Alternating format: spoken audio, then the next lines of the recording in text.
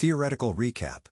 A dictionary in Python is a data structure that stores key-value pairs, where each key is unique. Unlike lists, which use integer indices, dictionaries use meaningful keys to access values instantly, making them ideal for mapping relationships like port numbers to service names. The syntax is straightforward. My_dict equals 80, HTTP, 443, HTTPS, 22. SSH.u access a value with my_dict 80, which returns HTTP. You can iterate over a dictionary using .items, which yields both key and value at each step. For port, service and my_dict.items, print port, service. A common mistake beginners make is confusing a missing key error, with an empty value.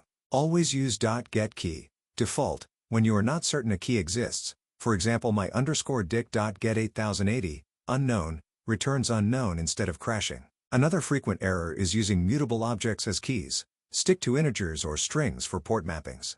In a security context, this kind of mapping is foundational. When you scan a network with a tool like Nmap, you get a list of open ports. Being able to instantly translate port 3306 into MySQL or port 21 into FTP lets you prioritize your reconnaissance and understand your attack surface without looking up every port manually.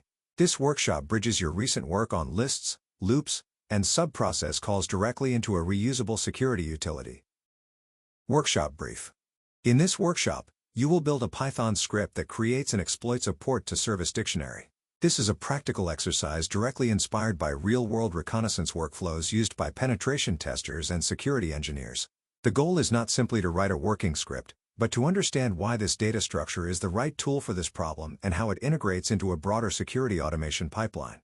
You will start by constructing a Python dictionary that maps at least 20 well-known port numbers, integers, to their corresponding service names, strings. Cover a wide and realistic range, include services such as FTP, SSH, Telnet, SMTP, DNS, HTTP, POP3, IMAP, HTTPS, SMB, RDP, MySQL, PostgreSQL, and others you find relevant. Think about the services that appear most frequently in penetration testing engagements. These are the ports that matter most when you are assessing an unknown network.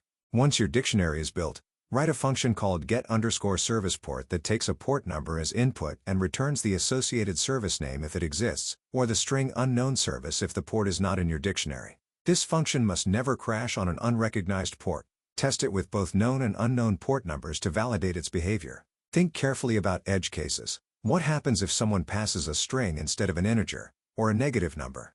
Next, extend your script to simulate a basic port scan result. Create a list of at least 10 port numbers, some known, some unknown, and iterate over this list using your get_service function to print a formatted report. Each line of the report should clearly display the port number, the service name, or unknown service, and a brief status indicator such as open. Format your output so it is readable and professional, as if you were presenting findings to a client.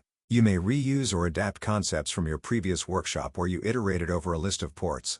For the final part of the workshop, save your port-to-service dictionary to a file. You have two options: save it as a plain .txt file with one entry per line, or use Python's JSON module to serialize and save the dictionary as a .json file, recommended, as it preserves the data structure. Then write a second function that loads the dictionary back from the file and returns it as a Python dictionary object. This ensures your mapping is persistent and reusable across scripts, a key principle in automation and tooling. Verify that the loaded dictionary produces identical results to the original.